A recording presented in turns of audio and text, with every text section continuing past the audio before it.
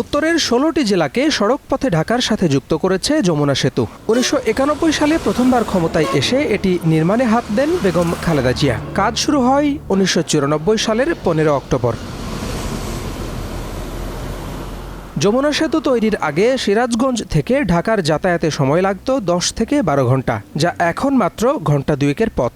যমুনা বহুমুখী সেতু নির্মাণের পরবর্তীতে প্রথম আমার একটা অভিজ্ঞতা হলো সিরাজগঞ্জ থেকে উত্তরা ৭ নম্বর সেক্টরে গিয়ে নামলাম ২ ঘন্টা ১৫ মিনিট, সেতু পার হয়েছি ৪ মিনিট।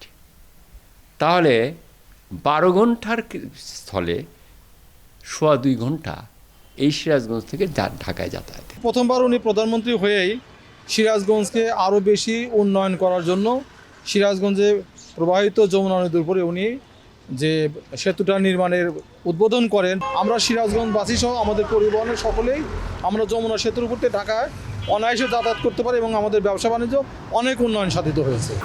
এই সেতুর মাধ্যমে শুধু সিরাজগঞ্জই নয়, উত্তরের আরও ১৫টি জেলার মানুষের যাতায়াতে বিপ্লব ঘটে যায়। পণ্য পরিবহনও হয় অনেক সহজ।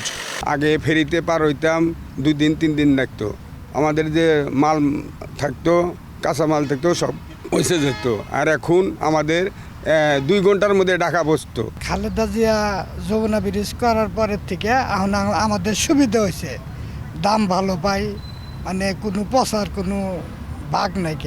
বেগম খালেদা জিয়া 91 সালে ব্রিজটা করার পরে আমাদের সবারই এই উত্তরবঙ্গ থেকে শুরু করে সবাই আমরা খুব সুবিধা ভোগ করি। খালেদা জিয়া প্রধানমন্ত্রী হওয়ার পরে আমাদের এই যমুনা সেতু করার দেওয়ার পরের থেকে আমরা অনেকটাই দেশে এখান থেকে ঢাকা যাওয়ার উদ্দেশ্যে অনেকটাই ভালো যাওয়া আসা পাচ্ছি।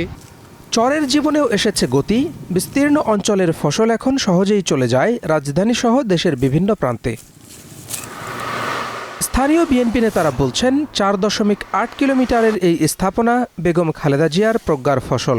এই সেতুর কারণে আজকে সিরাজগঞ্জ শহর তথা ১৬টি জেলা উত্তরাঞ্চলে প্রত্যেকটা জেলায় উন্নয়নের ছোঁয়া রয়েছে এবং আজকের যে উন্নয়ন ধারাবাহিকতা দেখছেন সেটি শুধুমাত্র যমুনা বহুমুখী সেতুর কারণেই এবং তৎকালীন প্রধানমন্ত্রী বেগম খালেদা জিয়ার কারণেই এই উন্নয়ন সাধিত হয়েছে।